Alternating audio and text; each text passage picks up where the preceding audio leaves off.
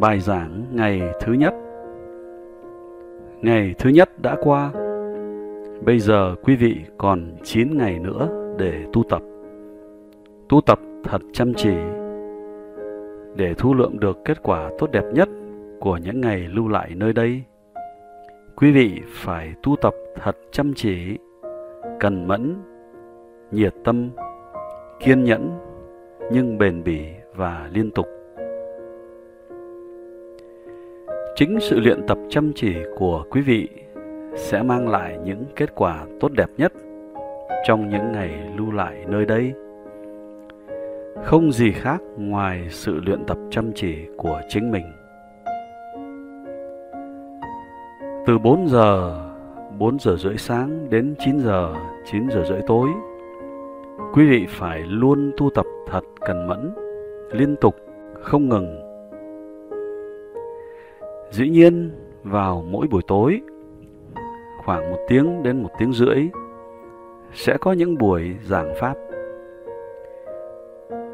Quý vị phải hiểu rằng các buổi giảng này không phải là bất cứ loại tiêu khiển trí thức nào. Các bài giảng này là để giúp quý vị hiểu phương pháp thiền, hiểu phương pháp ấy là gì và quý vị cần phải tu tập như thế nào.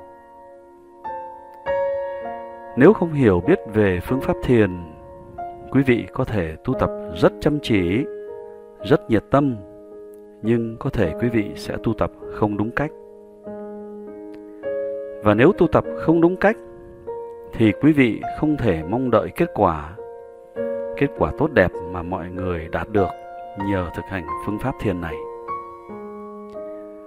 Do đó, những buổi giảng Pháp buổi tối này là để giúp quý vị hiểu được nên tu tập như thế nào, rồi từ đó tu tập một cách thích hợp. Quý vị đã bắt đầu việc tu tập của mình bằng cách quan sát hơi thở vào, hơi thở ra.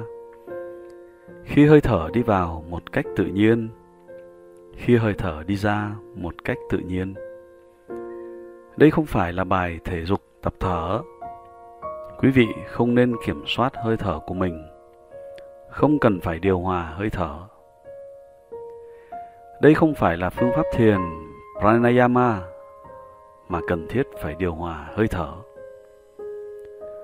Mọi phương pháp thiền đều có những tính đặc thù, đặc trưng riêng. Ở đây chúng ta không chỉ trích các phương pháp thiền khác, nhưng phải hiểu rằng chúng ta đến đây để thử phương pháp thiền này một cách công bằng. Chúng ta đến đây để đánh giá phương pháp thiền này một cách trọn vẹn. Quý vị phải hiểu nét đặc trưng, đặc biệt của phương pháp thiền này và hãy theo đúng đặc điểm đó mà tu tập, đúng y như phương pháp này đòi hỏi. Đừng cố điều hòa hơi thở, cứ để hơi thở tự nhiên. Nếu hơi thở sâu, quý vị biết rõ hơi thở ấy sâu. Nếu hơi thở nông, quý vị biết rõ hơi thở ấy nông. Nếu hơi thở ấy qua mũi bên trái, quý vị biết rõ hơi thở ấy qua mũi bên trái. Nếu hơi thở ấy qua mũi bên phải, quý vị biết rõ hơi thở ấy qua mũi bên phải. Nếu hơi thở ấy qua cả hai ống mũi cùng một lúc, quý vị biết rõ hơi thở ấy qua cả hai ống mũi cùng một lúc. Chỉ có thế thôi. Đừng xen vào luồng hơi thở tự nhiên. Hãy để thiên nhiên đóng vai trò của nó. Và vai trò của quý vị chỉ là quan sát mà thôi. Chỉ quan sát thực tại đúng như thật, chứ không phải như ý quý vị muốn. Chỉ quan sát thực tại đúng như nó đang hiện hữu. Đây là điểm đặc trưng của phương pháp thiền này. Quý vị bắt đầu bằng cách quan sát hơi thở đúng như thật. Hơi thở đơn thuần, chỉ hơi thở không thôi, không gì ngoài hơi thở.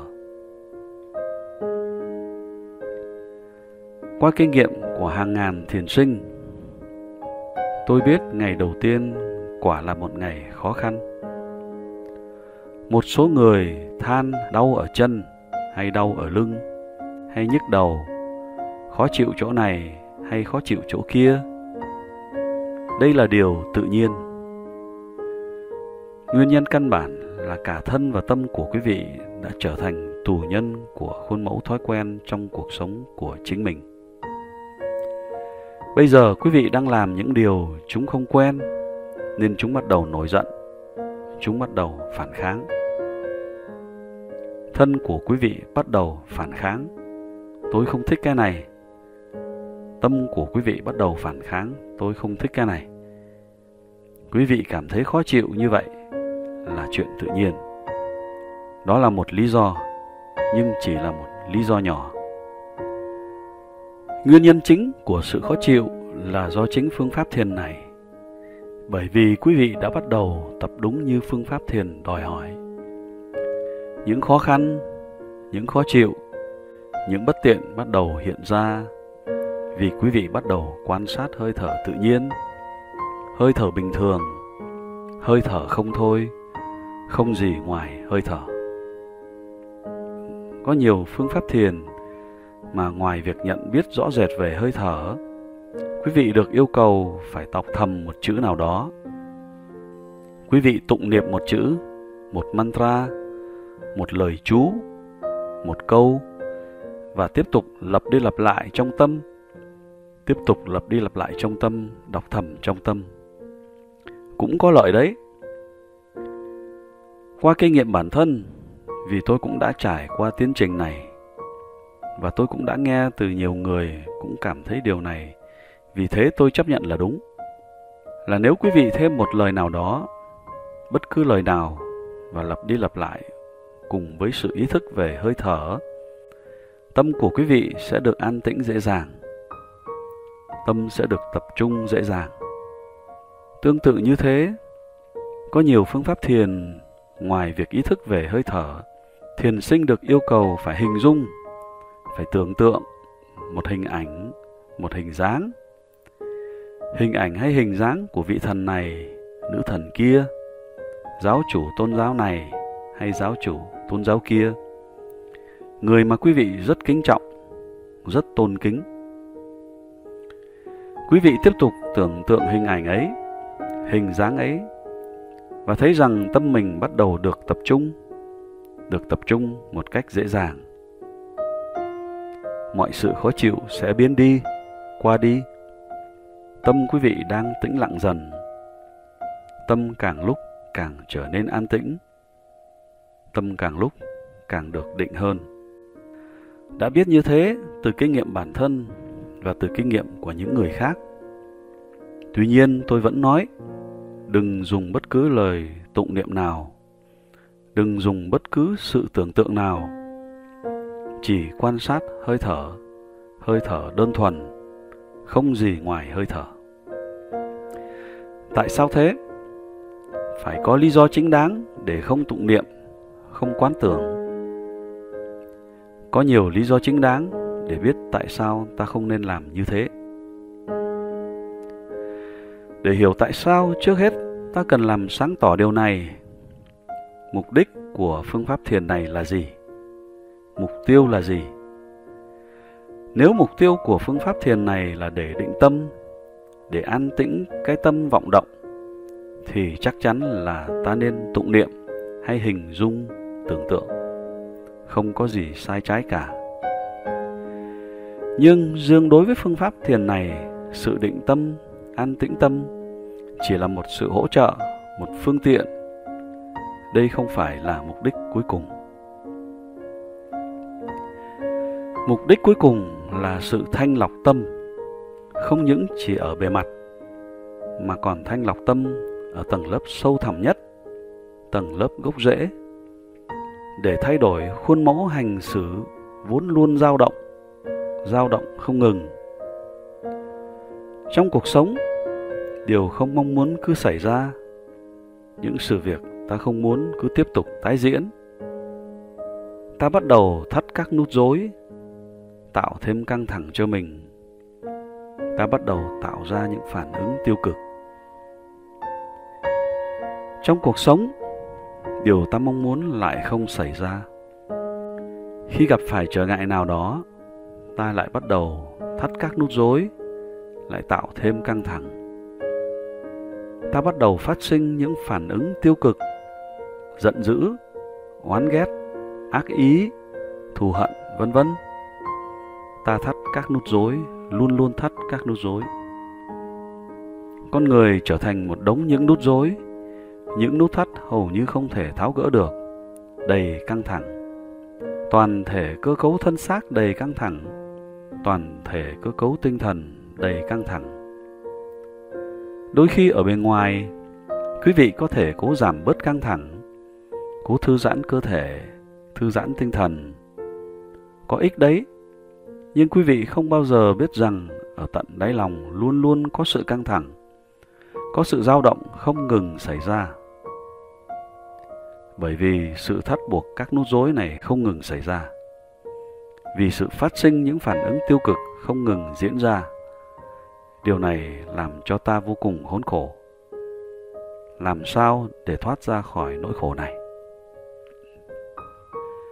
Phương pháp thiền này giúp quý vị đi đến tận bề sâu của thực tại cơ cấu thân và tâm và chứng nghiệm được sự thật về cơ cấu này.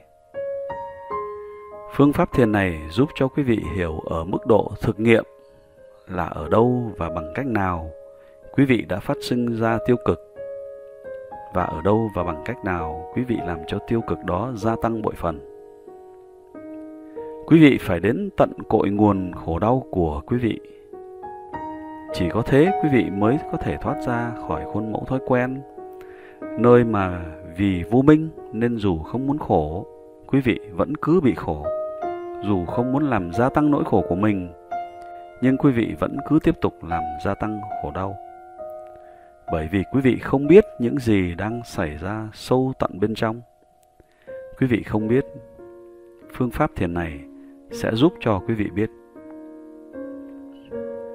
Mọi thánh nhân, hiền nhân, nhà tiên tri trong quá khứ đều nói: hãy tự biết mình, hãy tự biết mình. Họ trở thành thánh nhân vì họ tự biết chính mình. Họ đã trải qua tiến trình khảo sát sự thật về chính họ. Hãy tự biết mình không những ở mức độ lý trí, nó không giúp ích được gì cả.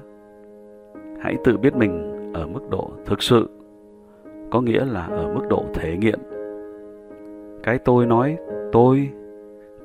tôi này là cái gì?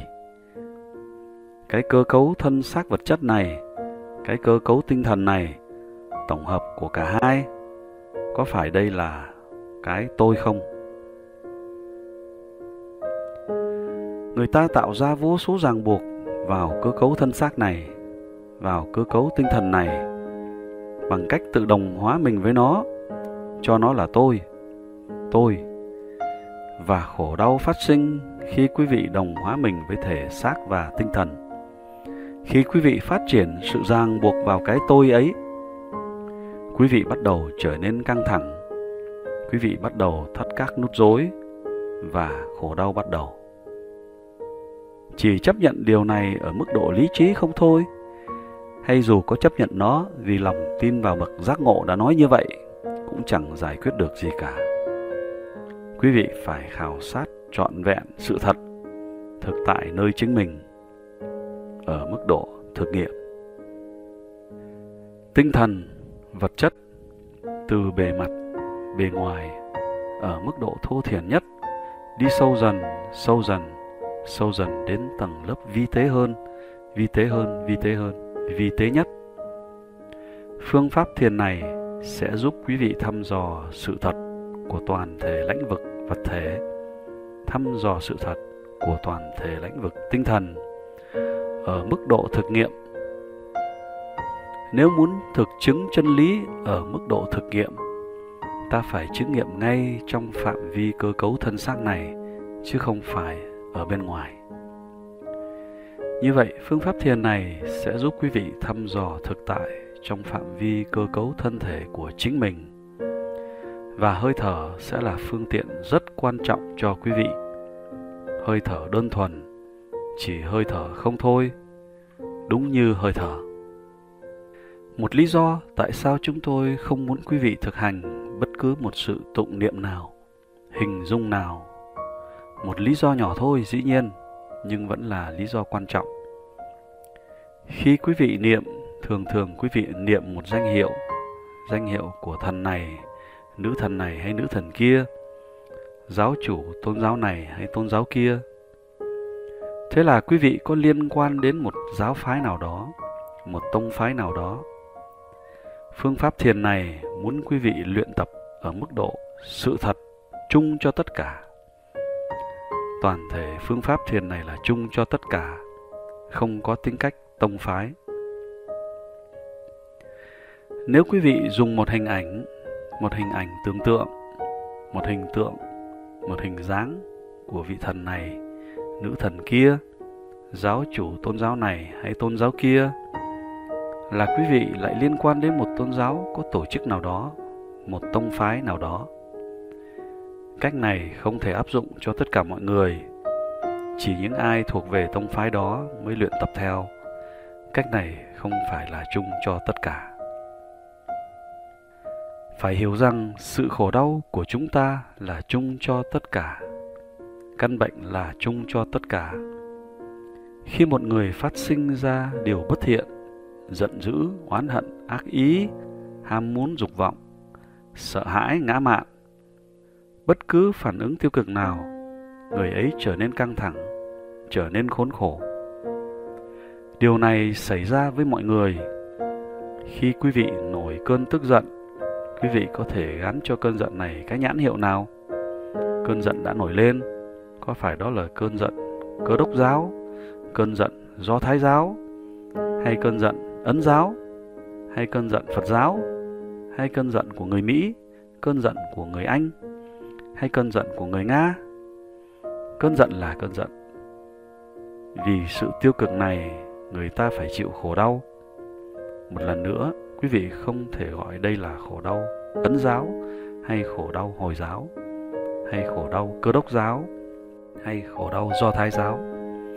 Khổ đau là chung cho tất cả.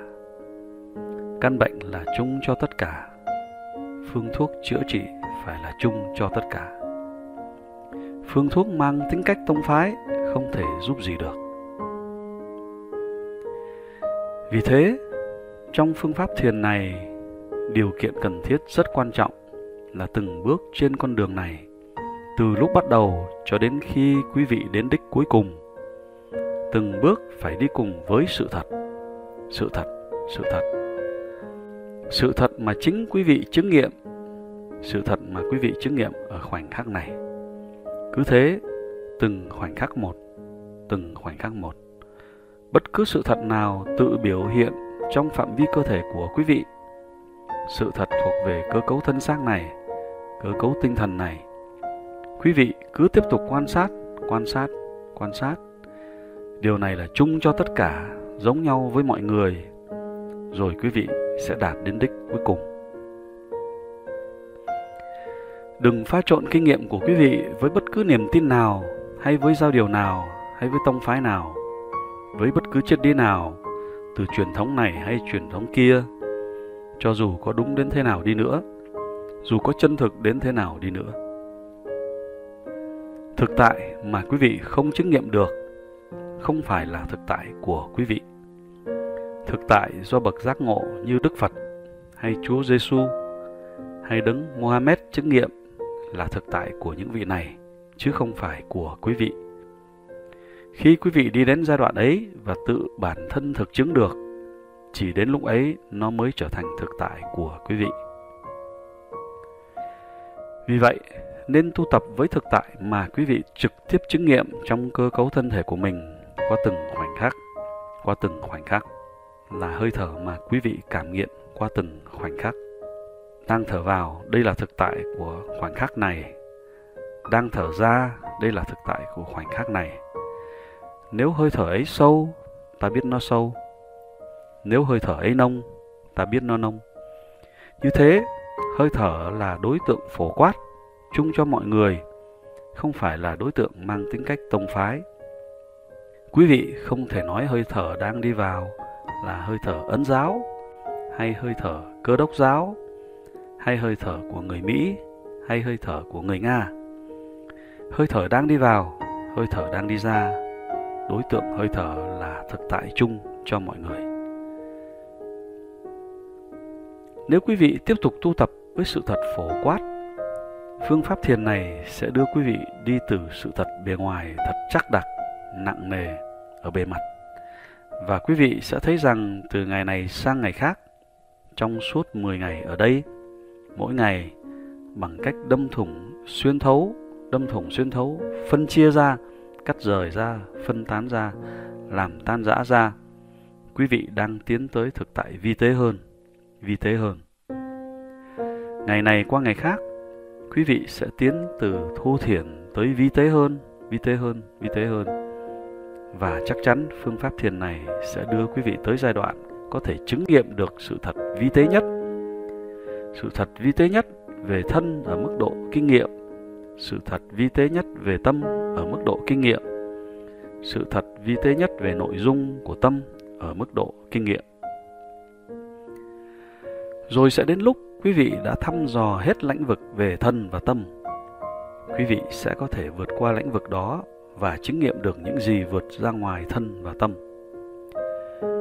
Không có lời nào có thể giải thích được điều này. Cái đó cần phải được chứng kiến để thể nghiệm được. Đó là sự thật tối hậu.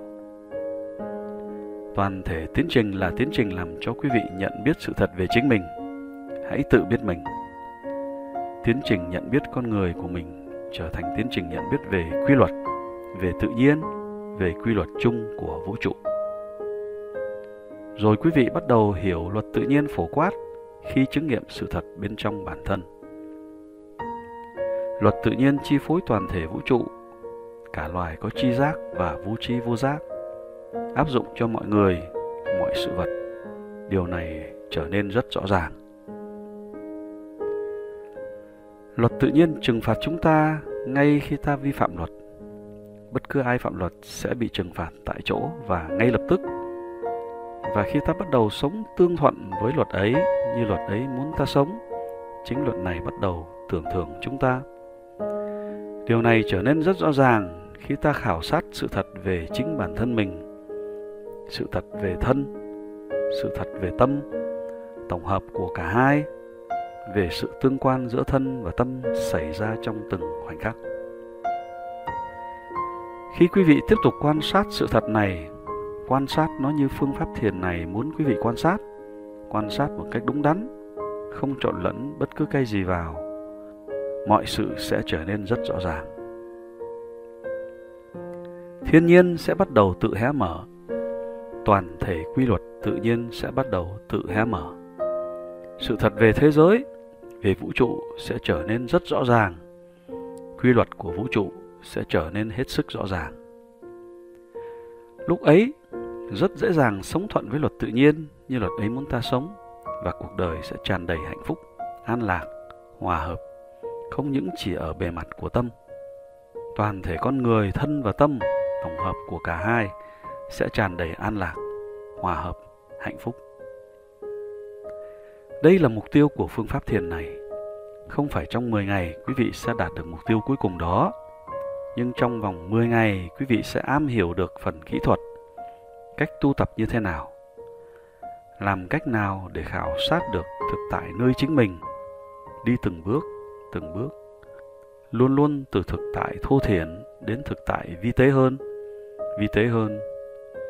nữa, mà không trộn lẫn bất cứ thứ gì khác với phương pháp thiền này. Thực tại mà quý vị chứng nghiệm được trong từng khoảnh khắc. Để bắt đầu việc này, hơi thở là một phương tiện rất quan trọng. Nếu quý vị pha trộn hơi thở với sự tụng niệm, sự hình dung, như tôi đã nói, việc định tâm sẽ trở nên rất dễ dàng. Đúng thế, nhưng khi tâm được định bằng cách tụng niệm, hình dung, thì quý vị sẽ quên mất hơi thở. Quý vị định được tâm và sẽ bắt đầu cảm thấy an lạc ở bề mặt của tâm. Rồi toàn thể tiến trình thăm dò sự thật về bản thân mình từ bề mặt cho đến chiều sâu bị mất đi vì phương tiện đã mất. Chỉ có hơi thở đơn thuần là phương tiện quan trọng giúp quý vị đi sâu hơn. Vì thế, đừng bỏ quên phương tiện ở giai đoạn này. Sau này quý vị sẽ có thêm phương tiện giúp mình đi sâu hơn.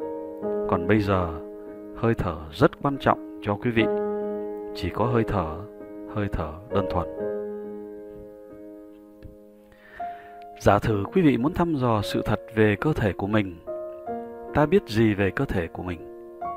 Ta có thể đọc sách về sinh lý học, cơ thể học, có thể đã nhìn thấy hình minh họa này, hình minh họa kia. Điều đó không có nghĩa là quý vị đã biết. Quý vị không biết ở mức độ thực nghiệm. Cái quý vị biết ấy chỉ là kiến thức. Ở mức độ thực nghiệm, quý vị biết rất ít về cơ thể của mình. Quý vị biết vài điều về các cơ quan bên ngoài, chân, tay, mắt, vân vân. Chúng hoạt động như thế nào, có chức năng ra sao. Chúng hoạt động theo ý của quý vị, theo ước muốn của quý vị, theo mệnh lệnh của quý vị. Nếu quý vị muốn mở mắt, mắt sẽ mở. Muốn nhắm, mắt sẽ nhắm. Giơ tay, nhấc chân, bất cứ quý vị muốn làm gì, tay, chân, các bộ phận bên ngoài này sẽ bắt đầu cử động.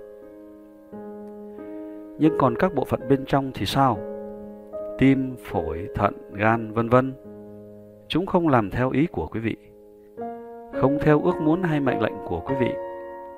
Nếu quý vị ra lệnh cho tim mình hãy ngừng đập, tim sẽ không ngừng đập. Nếu quý vị nói hãy đập chậm lại, nó không đập chậm lại. Nếu quý vị muốn nó đập nhanh hơn, nó không đập nhanh hơn. Quý vị không làm chủ được nó. Bỏ các bộ phận lớn trong cơ thể qua một bên. Còn về toàn thể cơ cấu vật chất, cơ cấu thân thể, cơ cấu vật thể hữu hình thì sao? Cơ cấu ấy được tạo nên bởi các nguyên tử cực nhỏ, các vi tử, và mỗi vi tử có hoạt động này hay hoạt động kia. Lúc nào cũng có một cái gì đó đang xảy ra. Quý vị không biết được vì quý vị chưa chứng nghiệm được nó. Phương pháp thiền này sẽ giúp quý vị chứng nghiệm được điều này. Nhưng quý vị sẽ không điều khiển hoạt động của vi tử được. Nó chỉ xảy ra một cách tự nhiên. Ồ, quý vị biết vài điều về cơ cấu thân xác này ở bề mặt, ở mức độ bên ngoài, nơi sự việc xảy ra một cách cố ý cũng như một cách tự nhiên. Nhưng quý vị không biết về những gì xảy ra bên trong một cách tự nhiên. Chúng cứ xảy ra, quý vị không kiểm soát được chúng. Bậc giác ngộ đã tìm thấy một phương tiện giúp quý vị bắt đầu chứng nghiệm thực tại trong phạm vi cơ cấu thân thể này. Dụng cụ ấy là hơi thở. Ví dụ, có người đang sống ở bên này bờ sông. Vì sống ở đây, đang sống ở đây nên đã biết ít nhiều về thực tại của bờ sông bên này. Có người khác vượt qua sông và đến bờ bên kia, trở về và khen bờ bên kia. Ồ, tuyệt vời, tuyệt vời. Và người đang sống ở bờ bên này cảm thấy muốn thưởng thức bờ sông bên kia, muốn tận mắt thấy nó. Nhưng người ấy vẫn cứ ngồi ở bờ bên này, tay chắp lại, nước mắt rơm rớm, với giọng nghẹn ngào và bắt đầu cầu nguyện, bắt đầu ao ước, bắt đầu than khóc. Hỡi bờ bên kia, xin hãy đến đây. Hỡi bờ bên kia, xin hãy đến đây. Ta muốn tận mắt thấy ngươi. Ta muốn thưởng thức ngươi. Ta không qua đó đâu. Ngươi hãy đến đây. Người này có thể cứ tiếp tục than khóc như thế suốt đời. Điều ước muốn đó sẽ không xảy ra. Chuyện ấy không thể xảy ra. Cách duy nhất để thấy tận mắt bờ bên kia là rời bờ bên này, băng qua dòng sông và đến bờ bên kia. Đơn giản, có thế thôi. Chúng ta cần chiếc cầu nối bờ bên này với bờ bên kia. Cần sự trợ giúp của chiếc cầu ấy để có thể thưởng thức và thấy tận mắt bờ bên kia. Hơi thở có tác dụng như chiếc cầu nối. Lãnh vực thuộc cơ cấu thân thể quan trọng này của quý vị là hơi thở, được nối liền với lãnh vực xa lạ nơi mọi sự đang xảy ra hoàn toàn tự nhiên. Hơi thở này nối liền hai lãnh vực đó. Sự hô hấp là một hoạt động của cơ thể vận hành theo hai cách, cố ý và tự nhiên. Nếu quý vị muốn một hơi thở cố ý, hơi thở sâu, đúng, quý vị có thể có hơi thở sâu. Nếu quý vị muốn có hơi thở nông, quý vị có thể có hơi thở nông. Ngay cả khi quý vị muốn ngưng thở, quý vị có thể ngưng thở khoảng nửa phút. Và khi quý vị không ra lệnh hay sai khiến hơi thở, nó sẽ đi vào, đi ra, đi vào, đi ra một cách tự nhiên. Như thế, hơi thở hoạt động theo hai cách. Đó là lý do tại sao quý vị lại dùng hơi thở. Và với sự trợ giúp của hơi thở, quý vị đi đến mé bên kia, bờ bên kia của thực tại về cơ cấu thân xác này. Đây là điều quý vị đã bắt đầu làm. Trong 10 ngày này, thêm nhiều sự thật về cơ cấu thân xác này sẽ tự thể hiện. Chỉ khi nào chứng nghiệm được chúng, quý vị mới nên chấp nhận chúng, chứ không chấp nhận chúng vì lời giảng này, vì thầy của quý vị đã nói như vậy, không phải vì kinh điển nào đó đã nói như vậy, không phải vì các nhà khoa học đã nói như thế, không phải vì đấng giác ngộ Đức Phật đã nói như thế, mà hãy chấp nhận bằng sự chứng nghiệm của chính quý vị, bằng kinh nghiệm của chính mình trong từng khoảnh khắc, từng khoảnh khắc. Hơi thở sẽ giúp quý vị, và chẳng bao lâu quý vị sẽ hiểu ra rằng hơi thở cũng giúp quý vị thăm dò lĩnh vực tinh thần. Mới đầu, hơi thở có vẻ như là hoạt động của cơ thể, đi vào, đi ra, nhưng không sớm thì muộn, quý vị sẽ bắt đầu nhận biết rằng hơi thở có liên quan nhiều đến tâm, và hơi thở có liên quan nhiều đến những bất tịnh trong tâm, những ô nhiễm, những tiêu cực. Khi tu tập, quý vị sẽ bắt đầu nhận ra rằng khi tâm bắt đầu chìm đắm trong bất cứ điều tiêu cực nào, giận dữ, oán hận, ác ý, thù ghét, đam mê, sợ hãi, bất cứ điều nào, khi ấy sự hô hấp và hơi thở mất đi nhịp đập bình thường. Hơi thở không còn bình thường nữa, nó trở nên hơi nặng, nó trở nên hơi nhanh. Và khi điều tiêu cực đó mất đi, quý vị thấy rằng hơi thở của mình lại trở nên bình thường. Hơi thở có liên hệ mật thiết đến tâm, cũng như đến những tiêu cực trong tâm của quý vị. Thực tại này càng ngày càng trở nên rõ ràng hơn. Quý vị tới đây để đi đến tận nguồn gốc của khó khăn hàng ngày của quý vị, có nghĩa là nguồn gốc của những điều tiêu cực. Ở lĩnh vực tinh thần, hơi thở sẽ giúp quý vị đi đến đáy sâu của vấn đề, nơi sự tiêu cực khởi sinh. Nó cũng sẽ giúp quý vị thăm dò thực tại về tâm của quý vị. Ở cấp độ vật chất, cả ngày quý vị chỉ quan sát hơi thở vào, hơi thở ra, đi vào, đi ra, đi qua ống mũi bên trái, qua ống mũi bên phải, qua cả hai ống mũi, hơi thở sâu, nông hay như thế nào đi nữa. Quý vị chỉ quan sát nó. Đó là sự quan sát sự thật về cơ cấu thân thể của quý vị. Tối nay và cả ngày mai, quý vị sẽ bắt đầu chứng nghiệm sự thật về cơ cấu thân thể của quý vị ở cấp độ vi tế hơn một chút, sâu xa hơn một chút. Sự thật ấy luôn tồn tại ở đấy, nhưng quý vị chưa bao giờ chứng nghiệm được. Bây giờ quý vị sẽ bắt đầu thể nghiệm nó. Phải hiểu rằng, sự thăm dò ở giai đoạn này ở trong một khu vực nhỏ. Quý vị phải thăm dò thực tại trong khu vực giới hạn này. Có đường đáy là môi trên bao trùm toàn thể khu vực hai ống mũi. Quý vị cứ tiếp tục chú ý đến cửa mũi và đường ống trong khoang mũi. Và quý vị ý thức được hơi thở đi qua khu vực này.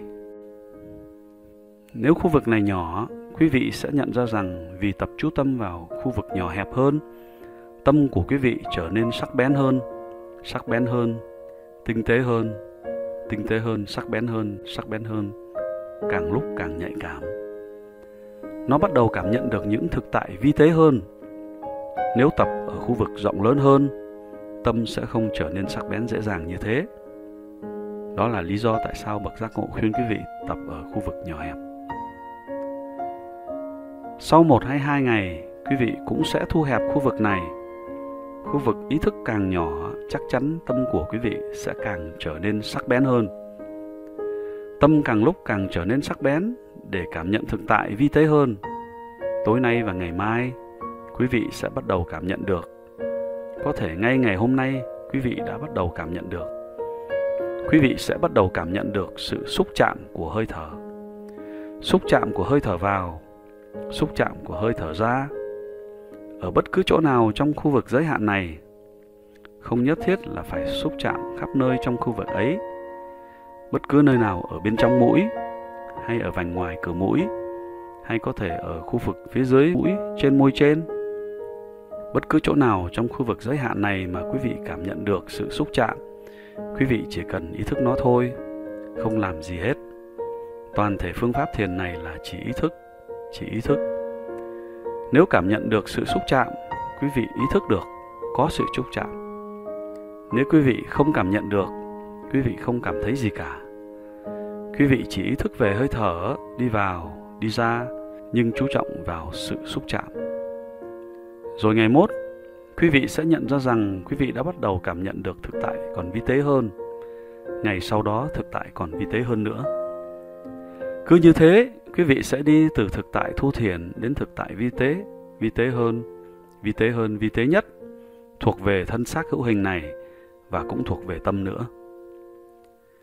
Hôm nay không ai bảo quý vị quan sát tâm mình, nhưng vô tình quý vị đã quan sát tâm mình. Quý vị đã để ý thấy tôi đang mang loại tâm gì. Quý vị được yêu cầu quan sát hơi thở. Quý vị mới quan sát chưa được 2 hơi thở và tâm đã phóng đi mất. Tâm này đã đi chỗ nào khác. Và sau một lúc lâu, quý vị mới nhận thấy, tâm ta đã đi đâu mất rồi. Tôi ở đây là để quan sát hơi thở mà tâm lại đi đâu mất rồi. Một lần nữa, sau 1 hay 2 hơi thở, tâm lại bỏ đi chỗ khác. Rồi quý vị lại nhận biết được và mang nó trở về. Và không những thế, khi quý vị thấy tâm này vẫn cứ đi lang thang, cái tâm chuyển thoăn thoắt, quý vị cảm thấy bực bội. Tôi đang mang loại tâm gì vậy? Nó không thể làm được chuyện bình thường này, là chuyện chỉ quan sát mà thôi. Nó không có gì để làm cả. Sự hô hấp luôn có sẵn đó. Đây không phải là sự tập thở. Rồi vì thế quý vị trở nên mệt mỏi. Hơi thở ra vào luôn có ở đó. Việc của quý vị chỉ là quan sát. Hơi thở vẫn tiếp tục ra vào. Quý vị đang ngồi ở bên bờ sông, dòng sông đang chảy. Điều quý vị phải làm là chỉ quan sát. Nhưng tâm quý vị vẫn không thể làm được việc đơn giản này. Quý vị cảm thấy rất thất vọng. Quý vị sinh ra bực bội, khó chịu. Không. Như vậy là quý vị đang đi ngược lại với phương pháp thiền. Đây là khuôn mẫu thói quen của chính tâm quý vị, là khi điều gì không muốn xảy ra, quý vị phản ứng lại. Quý vị phản ứng lại bằng sự bực bội, khó chịu, bằng phản ứng tiêu cực. Và đây là điều quý vị đã bắt đầu làm. Bây giờ quý vị muốn tâm mình được an định, và xem kìa, nó không an định. Thế là quý vị bắt đầu phản ứng. Không, phương pháp thiền này chỉ muốn quý vị chấp nhận sự kiện là tâm quý vị đã đi lang thang. Ngay giây phút này tâm đã đi lang thang. Hãy mỉm cười chấp nhận rằng tâm đã đi lang thang. Thì đã sao? Hơi thở vẫn còn đây. Hãy trở lại với hơi thở. Chẳng bao lâu quý vị sẽ sớm nhận ra rằng khi quý vị chấp nhận sự kiện là tâm đã đi lang thang, quý vị sẽ không phải kéo nó trở lại với hơi thở. Tâm sẽ tự quay lại, tâm sẽ tự động chú ý đến hơi thở. Quý vị chỉ chấp nhận sự kiện là tâm đã đi lang thang. Thế là đủ rồi, tâm sẽ quay trở lại với hơi thở. Như vậy quý vị đã bắt đầu quan sát tâm mình, bản chất của tâm mình. Nó luôn luôn đi lang thang. Thật là một cái tâm phóng túng, cái tâm lang thang, cái tâm vọng động. Một thực tại khác, nó đi lang thang tới chỗ nào? Quá nhiều đối tượng. Quý vị không được ghi vào nhật ký, quý vị không được phép giữ nhật ký ở đây. Nhưng cho dù quý vị có được phép đi nữa, không ai có thể ghi lại hết những chỗ tâm đã lang thang tới. Từng giây phút, tâm ở chỗ nào đó trên trời hoặc ở trong một thế giới xa vời khác. Quý vị không thể ghi nhật ký, nhưng nếu thật chú ý, quý vị vẫn có thể thấy chỉ có 2 lãnh vực. Chỉ có 2 lãnh vực để tâm lang thang tới, lãnh vực của ký ức trong quá khứ và lãnh vực của tương lai. Một kỷ niệm sẽ khởi lên trong tâm quý vị, kỷ niệm này hay kỷ niệm kia. Ở khoảnh khắc này là kỷ niệm này, và sau đó là kỷ niệm khác. Nhưng vài kỷ niệm, chuyện đã xảy ra như thế. Người nào đó nhục mạ tôi trong quá khứ, người nào đó đã mắng chửi tôi. Vào lúc đó tôi đã không biết phải đối phó như thế nào. Bây giờ nếu người này làm nhục tôi, lần này tôi sẽ trả đũa như thế này. Và quý vị bắt đầu lạc bước vào tương lai. Quý vị bị cuốn hút vào tương lai, lại bị cuốn hút vào tương lai. Thình lình một ý tưởng trong dĩ vãng đến, và quý vị bắt đầu trôi lăn vào quá khứ, rồi quý vị lại nhảy vào tương lai và tiếp tục bị cuốn hút vào tương lai. Thì ra đấy là khuôn mẫu thói quen của tâm tôi. Nó cứ chìm đắm vào quá khứ hay chìm đắm trong tương lai. Nó không muốn sống với giây phút hiện tại. Nó không muốn sống trong hiện tại, mà người ta phải sống trong hiện tại. Làm sao quý vị có thể sống trong quá khứ? Quá khứ đã qua đi vĩnh viễn. Quý vị không thể mang nó về và sống lại quá khứ, cho dù trả hết tiền trên thế gian này. Không thể được. Nó đã vĩnh viễn trôi qua. Và tương lai là tương lai. Trừ khi nó trở thành hiện tại, quý vị không thể sống trong tương lai. Quý vị phải sống trong hiện tại. Nhìn xem này, loại tâm nào không muốn sống trong hiện tại? Ồ, đó là lý do tại sao nó cứ vọng động. Nó không biết nghệ thuật sống. Và toàn thể phương pháp thiền này dạy cho quý vị nghệ thuật sống. Đó là làm thế nào để sống trong hiện tại. Khi quý vị sống với hơi thở dù chỉ trong vài khoảnh khắc, đây là giây phút của thực tại. Thực tế của giây phút này là hơi thở đang đi vào, hơi thở đang đi ra. Tất cả những giây phút khác, khi quý vị chìm đắm trong quá khứ hay tương lai, là kết quả của khuôn mẫu thói quen của tâm. Một thực tại khác càng ngày càng trở nên rõ hơn. Khi tâm đi lang thang về quá khứ hay lang thang vào tương lai, ở đó có những loại ý tưởng nào? Lại một lần nữa, có hai loại ý tưởng, hai khuôn mẫu là dễ chịu và khó chịu. Khi tâm chìm đắm trong kỷ niệm quá khứ, kỷ niệm ấy có thể là kỷ niệm dễ chịu hay kỷ niệm khó chịu. Khi tâm chìm đắm vào tương lai, ý tưởng về tương lai có thể là dễ chịu hay khó chịu. Cho nên quý vị sẽ để ý xem ý tưởng thuộc loại dễ chịu hay khó chịu. Rồi quý vị sẽ nhận thấy rằng khi tâm bắt đầu chìm đắm vào chuyện gì trong quá khứ hay trong tương lai, một phần của tâm bắt đầu phản ứng. À, tôi thích điều đó. Tuyệt diệu thay, điều đó nên luôn xảy ra. Thích thú trở thành ham muốn trở thành bám víu. Và quý vị không biết rằng quý vị đã đánh mất sự thăng bằng trong tâm. Quý vị trở nên mất thăng bằng và trở nên khổ sở vì quý vị đã bắt đầu ham muốn, đã bắt đầu bám víu. Tương tự như thế, khi tâm chìm đắm trong ý tưởng khó chịu trong quá khứ hay tương lai, quý vị sẽ nhận thấy rằng một phần của tâm bắt đầu phản ứng. Tôi không thích cái đó, tôi không thích cái đó. Và cái không thích này sớm trở thành ghét bỏ, thù hận. Và một lần nữa, quý vị lại thấy rằng mình đã đánh mất sự thăng bằng trong tâm. Quý vị trở nên rất dao động. À, đây là khuôn mẫu hành xử của tâm tôi trong lúc này. Nó tiếp tục phản ứng bằng ham muốn, bám víu, ghét bỏ, thù hận. Theo ngôn ngữ thời Đức Phật, điều này được gọi là raga. Raga có nghĩa là ham muốn và dosa có nghĩa là ghét bỏ.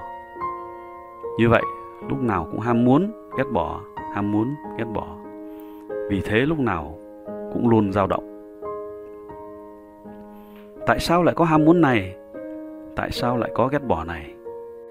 Bởi vì người ta không biết cái gì đang xảy ra sâu tận bên trong. Ở bề mặt, tâm cứ bận rộn với các đối tượng bên ngoài, và người ta không biết về chiều sâu của tâm, nơi ham muốn phát sinh, nơi ghét bỏ phát sinh, nơi sự dao động phát sinh, nơi khổ đau phát sinh. Điều này được gọi là vô minh, moha. Tâm rất là vô minh. Đôi lúc quý vị sẽ nhận ra tâm vô minh như thế nào. Một ý nghĩ khởi lên trong tâm, thuộc quá khứ hay tương lai, không thành vấn đề. Dễ chịu hay khó chịu, không thành vấn đề. Một ý nghĩ đã nảy sinh trong tâm, và ngay khi chưa chọn một ý thì ý nghĩ khác đã bắt đầu. Những ý nghĩ không liên quan gì với nhau, những ý nghĩ không có thứ tự đầu đuôi. Đây là sự điên rồ. Không điên thì là gì? Khi quý vị nói người nào đó là một người mất trí, một người điên, người này mất trí, bởi vì những ý nghĩ của người này không có đầu, không có đuôi. Một ví dụ, quý vị gặp một người điên đã chịu đói 4 ngày qua. Động lòng từ, quý vị tặng anh ta một đĩa đầy thức ăn.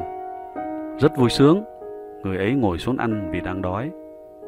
Anh ta chỉ lấy một miếng thức ăn, và trước khi đưa thức ăn vào miệng, suy nghĩ của anh ta đã thay đổi. Bây giờ anh ta bắt đầu nghĩ rằng ta đang ở trong phòng tắm, ta đang tắm, đây là cục xà phòng. Rồi anh ta bắt đầu cầm miếng thức ăn ấy chà lên người. Trước khi ý tưởng đó dứt, một ý tưởng khác lại đến. Kẻ đã đến trước mặt tôi, hắn là kẻ thù của tôi, và hắn đến để giết tôi. Trước khi hắn giết tôi phải giết hắn. Giết hắn bằng cách nào? Ồ, đây là những quả lựu đạn. Nếu ta ném, hắn sẽ chết. Và người điên ném hết thức ăn đi. Đây là một người điên, một người mất trí. Suy nghĩ của anh ta không có thứ tự đầu đuôi gì cả. Mọi người rồi sẽ nhận ra mình điên rồ như thế nào.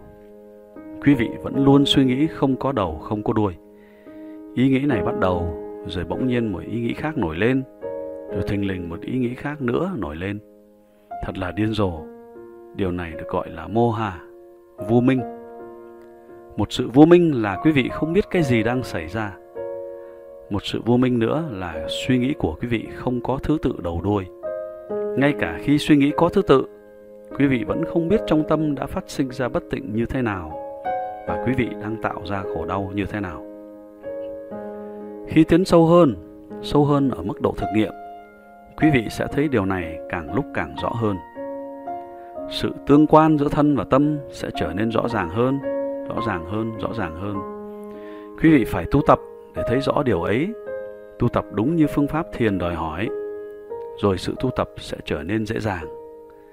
Đừng chỉ trích các phương pháp thiền khác mà quý vị đã tập trong quá khứ, đừng lên án chúng. Rất có thể quý vị đã từng tham dự vào các lễ nghi, nghi thức hay các nghi lễ tôn giáo, đừng chỉ trích chúng. Nhưng trong 10 ngày này, quý vị đến đây để thử phương pháp thiền này một cách công bằng, để gặt hái được kết quả tốt đẹp nhất trong 10 ngày này. Bỏ ra 10 ngày trong đời một cư sĩ không phải là chuyện dễ dàng. Các cư sĩ có nhiều trách nhiệm đa đoan. Ta để các trách nhiệm ấy sang một bên để đến đây, để khảo sát hơi thở này là gì, tâm này là gì, mục đích tu tập là gì. Một mục đích rất quan trọng. Nó giúp quý vị học nghệ thuật sống, làm sao để sống cho được an lạc và hòa hợp, làm sao để chứng nghiệm được an lạc và hòa hợp nội tâm, và làm sao để tạo ra không gì khác ngoài an lạc và hòa hợp cho người khác. Lúc này khi phát sinh ra điều bất tịnh, quý vị trở nên khổ sở. Ai phát sinh ra điều bất tịnh, chắc chắn người ấy sẽ trở nên khổ sở. Và người ta không giữ khổ đau cho riêng mình. Khi quý vị phát sinh ra điều bất tịnh và trở nên khổ sở, quý vị bắt đầu làm người khác khổ lây. Quý vị làm cho môi trường chung quanh trở nên căng thẳng. Người nào tiếp xúc với quý vị vào lúc này sẽ trở nên căng thẳng, trở nên khốn khổ. Đây không phải là cách sống đúng đắn. Ta đang thiếu nghệ thuật sống. Vipassana sẽ dạy cho quý vị nghệ thuật sống, một cách sống đúng đắn, một cách cư xử, làm sao để sống an lạc và hòa hợp nội tâm, và làm sao để phát sinh ra không gì ngoài an lạc và hòa hợp cho người khác. Điều này chỉ đạt được khi quý vị khảo sát sự thật về tự nhiên, bản chất hiện hữu của thân và tâm của chính mình, bản chất của định luật của vũ trụ. Tất cả điều này phải được chứng nghiệm. Rồi quý vị sẽ thấy rằng nơi mình đã bắt đầu có sự thay đổi, một sự thay đổi tốt đẹp hơn. Để được như thế, quý vị phải làm việc chăm chỉ. Và vì vậy, có những lời khuyên quan trọng, những khuyến cáo để quý vị tận dụng 9 ngày tới đây. Một điều rất quan trọng là quý vị đang làm một việc rất nghiêm chỉnh. Thực ra việc đó là một cuộc giải phẫu rất sâu trong tâm quý vị. Cuộc giải phẫu thâm sâu.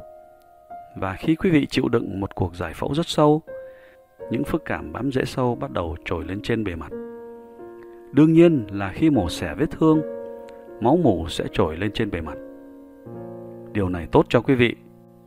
Nhưng tiến trình mổ vết thương và lấy mủ ra rất khó chịu. Quý vị phải đối diện với nó. Hãy can đảm chấp nhận nó. Tôi phải cắt vết thương để lấy mủ ra, và mọi trải nghiệm khó chịu đều có lợi cho tôi. Như tôi đã nói, những khó chịu quý vị bắt đầu cảm thấy hôm nay là một phần của tiến trình đó. Quý vị đã bắt đầu cuộc giải phẫu tâm. Vết thương bị cắt ra và máu mủ đã bắt đầu trồi lên trên bề mặt. Bây giờ quý vị phải đối diện với thực tại, đối diện với nó, tươi cười đối diện với nó. Quý vị phải đối diện nó. Một ví dụ, ở phương Đông, khi người nội trợ nấu thức ăn, bà ta dùng bếp than nóng đỏ. Món ăn đã nấu chín và bây giờ không cần lửa nữa. Người ta muốn dùng lại than này trong lần nấu ăn tới. Để dập tắt ngọn lửa, họ vốc nước dội vào đống than đang cháy. Bản chất của than là nóng, rất nóng, nóng bỏng. Bản chất của nước là lạnh.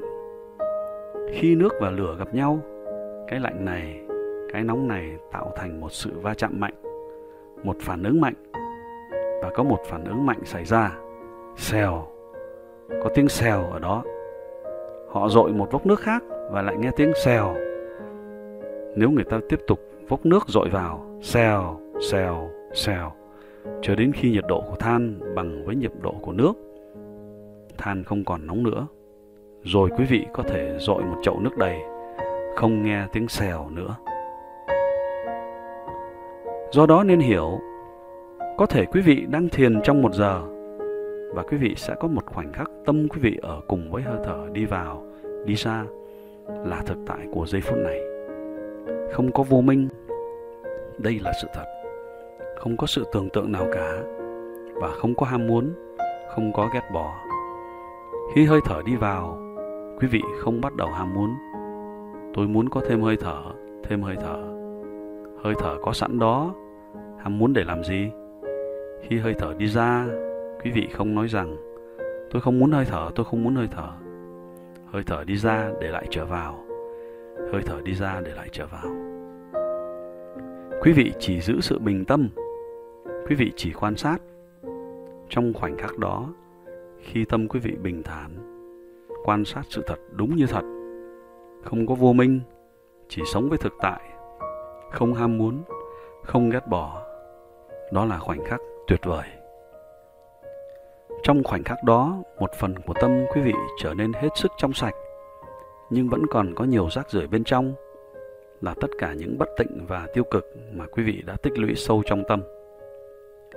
Khi sự tinh khiết của khoảnh khắc này va chạm với những bất tịnh đó, có sự bùng nổ lớn, sự bùng nổ của núi lửa, một tiếng bùng lớn, và cái đó trồi lên trên bề mặt.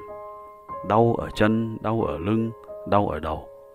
Ồ, khó chịu quá, ồ, khó chịu quá. Ta nên bỏ đi thôi. Chẳng tốt lành gì cho ta cả. Tất cả những điều này chắc chắn sẽ xảy đến với quý vị. Hãy cương quyết khẳng định đây là cuộc giải phẫu tâm của mình.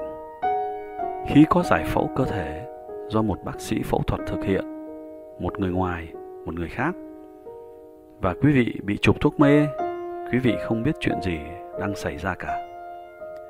Nhưng ở đây, quý vị phải tự giải phẫu mình, không bị chụp thuốc mê, và quý vị phải đối diện với bất cứ những gì xảy đến trong lúc này. Hãy can đảm lên, hãy đối diện với nó, vì lợi ích của quý vị. Đấy là cách mà quý vị bắt đầu thay đổi khuôn mẫu hành xử của tâm mình. Hãy đối diện với nó và phát triển sức mạnh tinh thần, bởi vì quý vị không được dùng thuốc mê. Quý vị phải phát triển phẩm chất dũng mãnh cho tâm. Một sự cương quyết trong tâm là tôi sẽ giữ tất cả các quy tắc, điều lệ. Giống như quý vị nhập viện, quý vị phải chấp nhận mọi nội quy của bệnh viện. Cũng tương tự, hiện giờ quý vị đã đến ở trong một bệnh viện. Chúng ta không gọi nơi đây là bệnh viện tâm thần. Quý vị đã đến ở trong một bệnh viện. Đúng rồi, quý vị đến đây để thanh lọc tâm, làm cho tâm lành mạnh. Quý vị phải tuân theo mọi điều lệ, mọi nội quy. Một điều lệ là trong 10 ngày này, quý vị phải ở trong nhà tù. Quý vị không thể đi ra ngoài. Quý vị không thể đi ra ngoài. Trước khi tới khóa thiền này, những người muốn tham dự được hỏi, quý vị có sẵn sàng để ở đây 10 ngày không? Khi họ đến đây học, họ lại được hỏi, quý vị sẵn sàng chưa? Này, hãy đọc các điều lệ này, ký tên vào, quý vị có sẵn sàng chưa? Rồi có người lại nhắc trong buổi họp, quý vị sẵn sàng chưa? Quý vị phải lưu lại đây 10 ngày. Tuy nhiên, từ kinh nghiệm của nhiều người đã đến đây và kinh nghiệm từ nhiều khóa thiền, chúng tôi nhận thấy rằng khi ngày đầu trôi qua, cuộc giải phẫu đã bắt đầu. Vào ngày thứ hai, sự dao động xảy ra, và không phải tất cả nhưng có một số người yếu lòng. Họ cảm thấy muốn bỏ chạy. Ồ, việc này chẳng tốt lành gì cho tôi cả. Để lúc khác, tôi sẽ đến vào lúc khác. Và người ta muốn bỏ chạy. Rồi một lần nữa, vào ngày thứ tư, một cuộc giải phẫu sâu hơn bắt đầu. Và vào ngày thứ năm, ta đi sâu hơn nữa. Vào ngày thứ sáu, sự dao động này lại xảy ra cho một số người. Tôi muốn bỏ chạy, tôi muốn bỏ chạy. Vào ngày thứ hai, ngày thứ sáu, sự dao động lớn xảy ra. Hãy đối diện với chúng. Hãy can đảm đối diện với những dao động này với lòng cương quyết. Tôi sẽ ở đây 10 ngày. Tôi phải dẹp bỏ mớ rác rưởi ở sâu trong tâm. Tất cả máu mủ từ vết thương phải chảy ra. Nó khó chịu nhưng tốt cho tôi. Tôi sẽ đương đầu với nó. Tương tự như thế, ví dụ quý vị đến bệnh viện để làm một cuộc giải phẫu cơ thể mà mới được nửa chừng. Giả sử quý vị nói với bác sĩ phẫu thuật: Ồ, thôi, đủ rồi. Tôi sẽ trở lại sau này để được giải phẫu tiếp. Chuyện này không bao giờ xảy ra cả. Bác sĩ giải phẫu sẽ không cho phép như vậy. Vị bác sĩ ở khóa thiền này cũng không cho phép như vậy. Không tốt cho quý vị khi bỏ đi ngay giữa khóa. Do đó nên có sự quyết tâm. Tôi sẽ không bỏ đi. Hãy để bất cứ chuyện gì xảy ra. Một quyết tâm khác là tôi sẽ tôn trọng các điều lệ, đặc biệt là thời khóa biểu. Tôi phải có mặt tại thiền đường lúc 8 giờ sáng. Tôi phải có mặt sớm hơn vài ba phút. Vào lúc 8 giờ sáng, tôi đã ngồi, tôi đã bắt đầu hành thiền. Nếu quý vị vừa đi vừa nói nhảm nhí, tán gẫu, trì hoãn, nhìn chỗ này ngó chỗ kia và trễ 10 phút, 15 phút thì chẳng thành tựu được gì cả. 8 giờ, đúng 8 giờ, quý vị phải bắt đầu đúng 8 giờ. Thời giờ rất quan trọng. Mọi giây phút đều rất quý giá đối với quý vị. Và kế đến, buổi ngồi thiền, quý vị phải ngồi thiền từ 8 đến 11 tiếng mỗi ngày.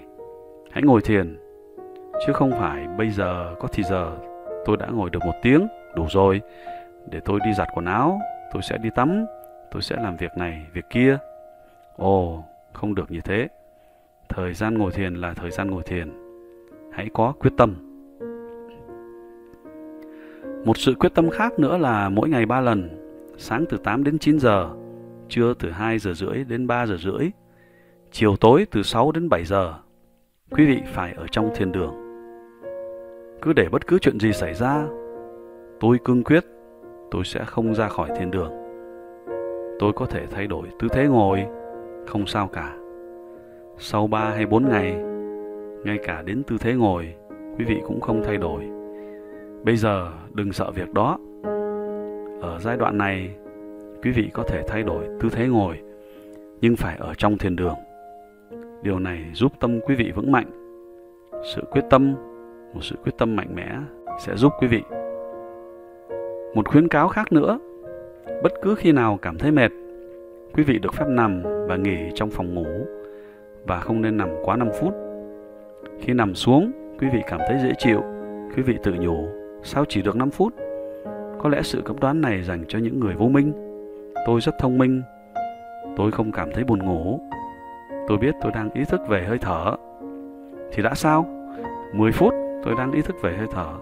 Tôi là người rất thông minh, không sao cả. 15 phút. Quý vị cảm thấy buồn ngủ, nửa giờ trôi qua, rồi quý vị bắt đầu ngáy. Và rồi người khác trong cùng khu nhà ở nghe quý vị ngáy. Ồ, thật tuyệt, tôi cũng sẽ nằm. Ngáy, toàn thể khu nhà ở trở thành nhà ngáy. Cả trung tâm thiền sẽ biến thành trung tâm thiền ngáy ngủ. Quý vị đến đây để lúc nào cũng tỉnh thức, luôn luôn tỉnh giác, từng giây từng phút. Vì thế, không nằm xuống qua 5 phút, rồi lại ngồi, càng lúc càng tu tập nhiều hơn trong tư thế ngồi. Một rủi ro khác, một nguy hiểm khác là việc tu tập ngoài trời. Trong giai đoạn này, hãy tu tập trong nhà. Nếu quý vị ngồi thiền ngoài trời có nắng và gió, như thế không tốt. Dĩ nhiên sau này, một bậc giác ngộ trở thành giác ngộ khi ngồi dưới gốc cây, ngoài thiên nhiên, giữa trời bao la. Nhưng điều đó đòi hỏi một sự tu tập thuần thục. Trong giai đoạn này, nếu quý vị ngồi thiền ở ngoài trời, làn gió nhẹ chạm vào bên trong mũi hay vào vùng bên dưới mũi sẽ không cho phép quý vị cảm nhận được cái phất chạm vi tế của hơi thở. Bởi vậy không nên ngồi thiền ngoài trời. Trong lúc nghỉ ngơi thì không sao. Nhưng trong giờ thiền, khi mắt nhắm, nếu bị ánh sáng chiếu vào mắt, quý vị sẽ không thể tiến sâu hơn. Do đó luôn luôn tập thiền trong nhà. Tập thiền trong nhà rất quan trọng cho quý vị. Rồi một nguy hiểm khác. Giờ này ở đây đã được 24 tiếng. Quý vị đã biết là không có bữa ăn tối. Không có bữa tối ở đây. Vào lúc 11 giờ sáng, trong khi xếp hàng lấy thức ăn trưa, quý vị có thể nghĩ đến bữa cơm tối. Không có bữa tối ở đây. Tôi quen ăn một đĩa đầy cho bữa trưa và một đĩa đầy cho bữa tối. Nay ở đây không có bữa tối. Tôi nên ăn luôn phần cho bữa tối ngay bây giờ. 2 đĩa. Một đĩa cho bữa tối và một đĩa cho bữa trưa. Thiền sư luôn nói rằng ta phải tự chiến đấu cuộc chiến riêng của mình. Ta phải tự chiến đấu cuộc chiến riêng của mình. Cơ thể tôi phải đủ mạnh để chiến đấu cuộc chiến của tôi. Vì thế, tôi lấy 3 đĩa. Nguy hiểm quá. Nếu làm như thế, quý vị sẽ không thể thực hành thiền được. Không thể được. Nếu quý vị đã quen mỗi bữa lấy một đĩa đầy, hãy lấy 3/4 đĩa thôi. Trong suốt 24 tiếng, 1/4 bao tử nên luôn luôn để trống, rồi quý vị mới có thể tập thiền tốt hơn được. Chớ nên ăn no. Đừng nói gì đến ăn quá nhiều. Đừng ăn no. Hãy để trống 1/4 bao tử. Điều này sẽ giúp ích cho quý vị. Một khuyến cáo khác, sự im lặng triệt để rất quan trọng, rất quan trọng. Giờ đây đã tu tập được một ngày rồi, quý vị đã thấy tâm mình liên tục nói huyên thuyên, lúc nào cũng nói huyên thuyên, huyên thuyên, huyên thuyên. Và rồi nếu quý vị bắt đầu nói chuyện với người khác, dĩ nhiên nếu quý vị gặp khó khăn nào về phương pháp thiền, quý vị luôn luôn được tự do đến thảo luận với các thiền sư phụ tá. Về bất cứ vấn đề gì thuộc về quản trị, quý vị có thể nói với ban quản trị. Nhưng giữa các thiền sinh với nhau, quý vị không được nói chuyện, không thông tin liên lạc ngay cả bằng cách ra dấu hoặc ánh mắt. Chỉ hướng vào nội tâm. Thực tại nơi chính mình là điều rất quan trọng cho quý vị. Quý vị đã hướng ra bên ngoài suốt cả đời. Bây giờ quý vị học cách quan sát nội tâm. Nếu quý vị bắt đầu liên lạc với thiền sinh cùng khóa, quý vị sẽ tạo ra khó khăn cho chính mình. Cái tâm nói huyên thuyên này có thêm thức ăn để nói chuyện nhảm nhí. Nếu quý vị đã nói chuyện với người nào đó, khi ngồi thiền, tất cả những ý tưởng này tiếp tục hiện ra trong đầu quý vị và sẽ làm xáo trộn tâm quý vị. Như vậy, nhiều ý tưởng có liên quan hay không liên quan sẽ bắt đầu nảy sinh. Điều này gây khó khăn cho quý vị. Không những chỉ khó khăn cho quý vị mà còn gây khó khăn cho người mà quý vị đã cùng trò chuyện. Khi quý vị nói chuyện, quý vị không thể nói chuyện với bức tường, quý vị không thể nói chuyện với cây cối. Bất cứ ai mà quý vị trò chuyện cũng là một thiền sinh, và quý vị đã cung cấp thức ăn nói nhảm cho người ấy. Nếu quý vị cứ tiếp tục nói chuyện với ai đó khoảng một lúc, quý vị đã tạo ra khó khăn cho những người khác, cho những thiền sinh khác. Hai người đã bắt đầu nói chuyện và tiếng ồn làm phiền rất nhiều thiền sinh khác. Cho nên đừng nói chuyện, hãy hoàn toàn im lặng, và quý vị sẽ thấy lợi ích của sự im lặng này. Sự im lặng này còn quan trọng vì một lý do khác nữa. Ngày hôm qua, quý vị nguyện giữ 5 giới. Rất dễ giữ các giới kia, không sát hại, không trộm cắp, không tà dâm, vân vân. Nhưng không dễ với giới không nói dối. Bất cứ khi nào nói chuyện, vì thói quen cũ, quý vị có thể thêu dệt, có thể giấu điều gì đó, và quý vị đã phạm một trong các sila, các giới luật. Trong 5 viên đá nền tảng này, cho dù chỉ một viên bị lung lay, sự hành thiền của quý vị sẽ trở nên yếu đi. Đừng nói chuyện nữa, hãy im lặng, hoàn toàn im lặng.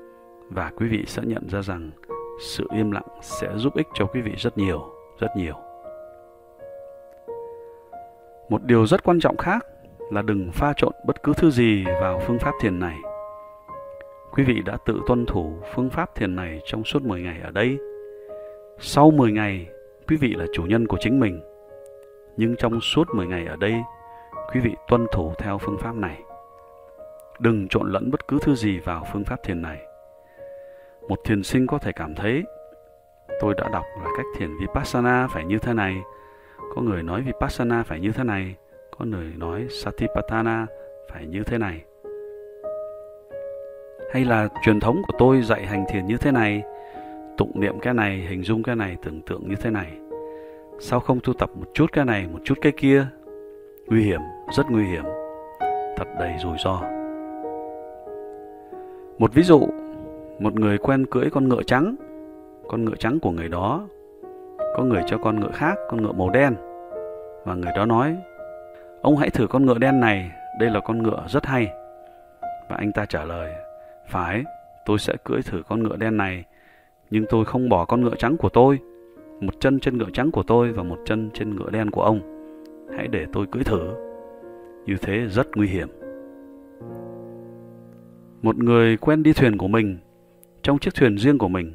Có người tặng chiếc thuyền khác rất tiện nghi, thuyền này nhanh, rất tốt.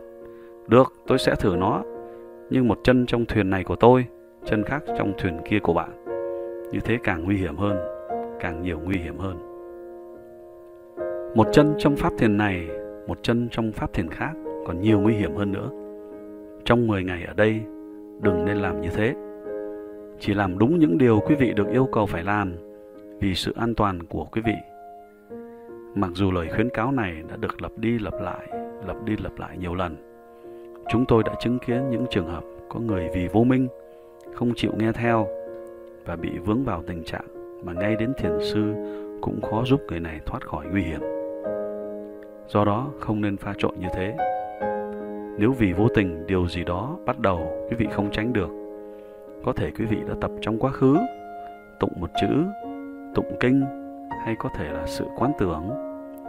Và vì thói quen cũ, điều ấy xảy ra cùng với sự quan sát hơi thở.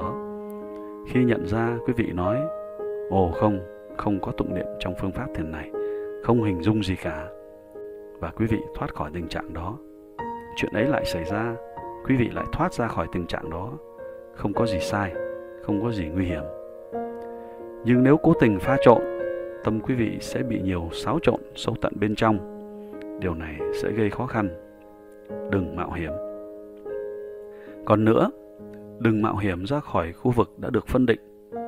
Ranh giới khóa thiền đã được phân định rõ ràng. Vì sự an toàn của bản thân, quý vị hãy ở trong khu vực giới hạn này. Và hãy lưu ý rằng quý vị phải tận dụng mọi giây phút. 9 ngày còn lại rất quan trọng nếu quý vị tu tập đúng theo yêu cầu. Vào ngày thứ 10, quý vị sẽ nhận ra rằng phải 10 ngày ở đây là 10 ngày đáng ghi nhớ trong đời mình. Nhưng điều ấy chỉ có thể xảy ra khi quý vị tu tập.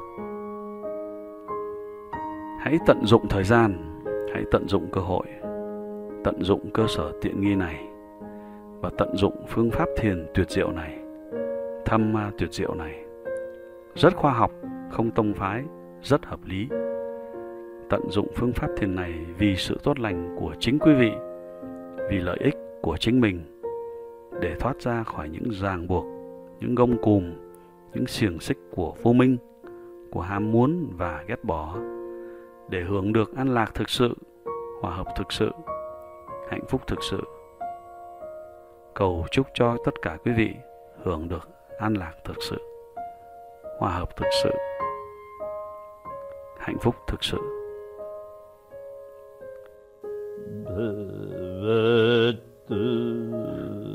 Sarva Mangalam Bhavatu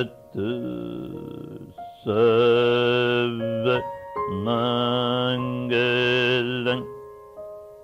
Bhavatu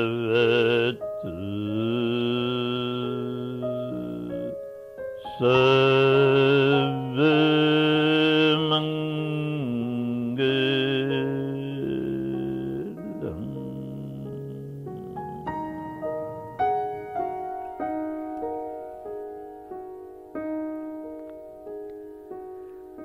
Vài lời giải thích để cho những thiền sinh mới được rõ.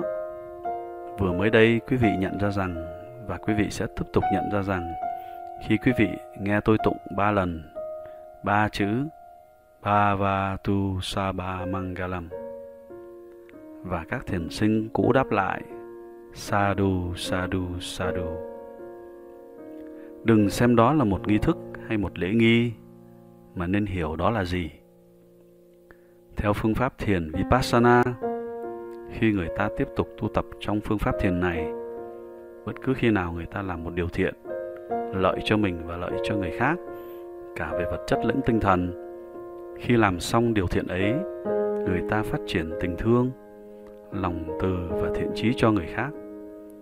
Nguyện cho điều thiện này của tôi đem lại kết quả tốt cho người khác. Như vậy, Bhavatu Sabha Mangalam nghĩa là nguyện cho tất cả chúng sinh được hạnh phúc. Nguyện cho tất cả chúng sinh được hạnh phúc. Nguyện cho tất cả chúng sinh được hạnh phúc. Rồi những thiền sinh lắng nghe, họ cũng phát sinh và phát triển phẩm chất của tình thương yêu, từ tâm và thiện chí đến cho người khác. Họ trả lời Sadhu, ồ lành thay, chúng tôi cũng tán đồng với ước nguyện tốt lành của Thầy. Chúng tôi cũng cầu chúc, nguyện cho tất cả chúng sinh được hạnh phúc. Nếu quý vị phát triển thiện tâm về tình thương yêu và từ tâm này đến cho người khác, thì hãy nói Sadhu, Sadhu, Sadhu. Nếu không, đừng để nó biến thành một nghi thức hay một lễ nghi. Bây giờ quý vị hãy nghỉ khoảng 5 phút rồi bắt đầu trở lại. Hãy đi nghỉ khoảng 5 phút.